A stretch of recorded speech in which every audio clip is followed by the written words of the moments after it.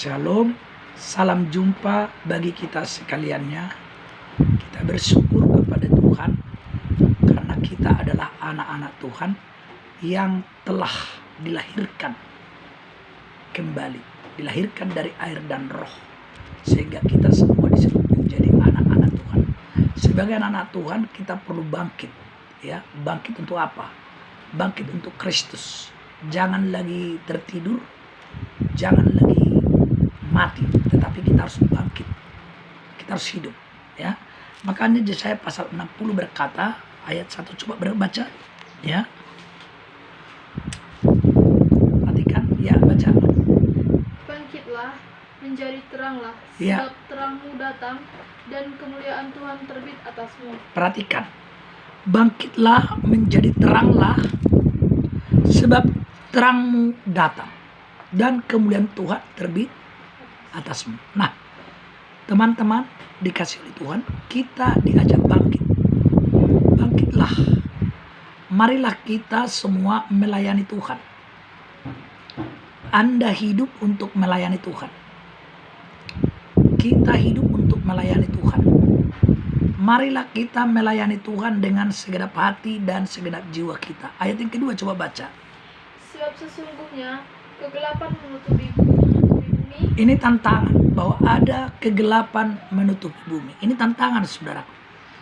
Bahwa kita tahu ada begitu banyak tantangan, kegelapan, dosa sedang berkuasa di bumi terus.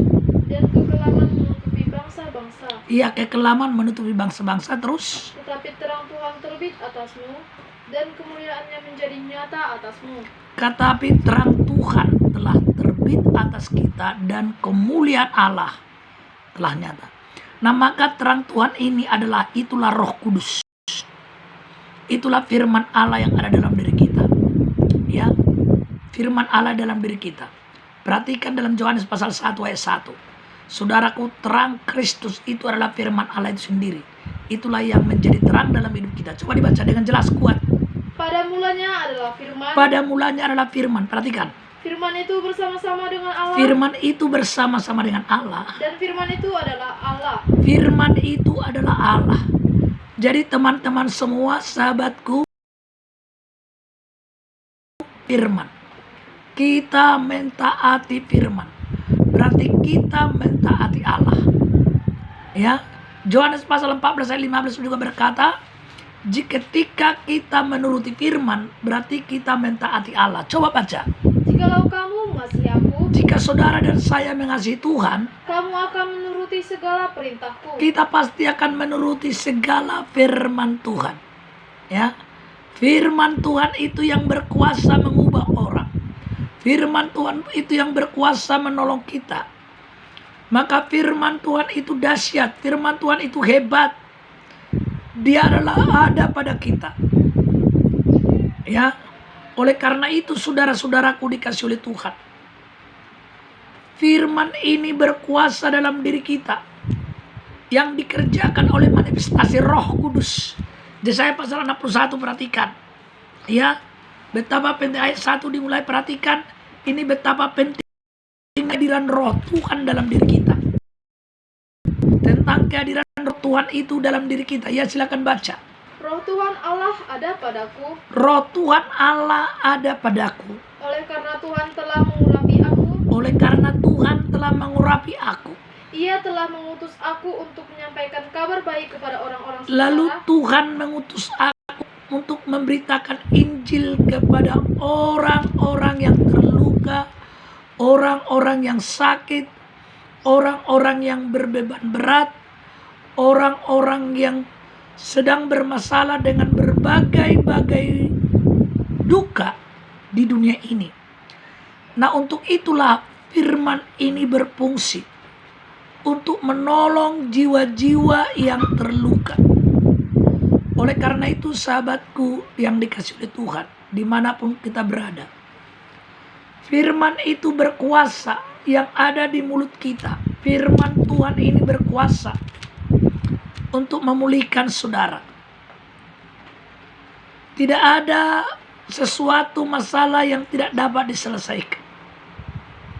Saudara, saya ingin berkata, Ketika kamu percaya dan ketika kita mengandalkan Tuhan, maka Tuhan akan turun tangan untuk menolong kita. Tuhan akan turun tangan untuk memulihkan saudara.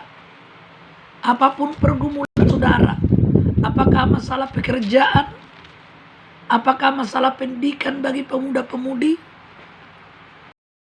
dan atau masalah jodoh, masalah yang sedang membuat gelisah. Bagi keluarga-keluarga, apakah masalah anak, masalah suami, masalah istri, apa kira-kira yang membuat hidup kita gelisah? Saudara-saudaraku, teman-teman, sahabat-sahabatku sekaliannya, saya ingin berkata, saudaraku, dalam Yohanes pasal 14, saudara, ayat 1, kita perhatikan baik-baik.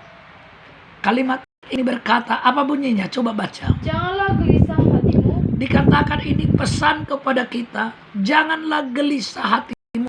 Percayalah kepada Allah. Percayalah juga kepadaku. Percaya jugalah kepada Kristus. Ya. Percayalah kepada Kristus. Percayalah kepada firman-Nya. Ya.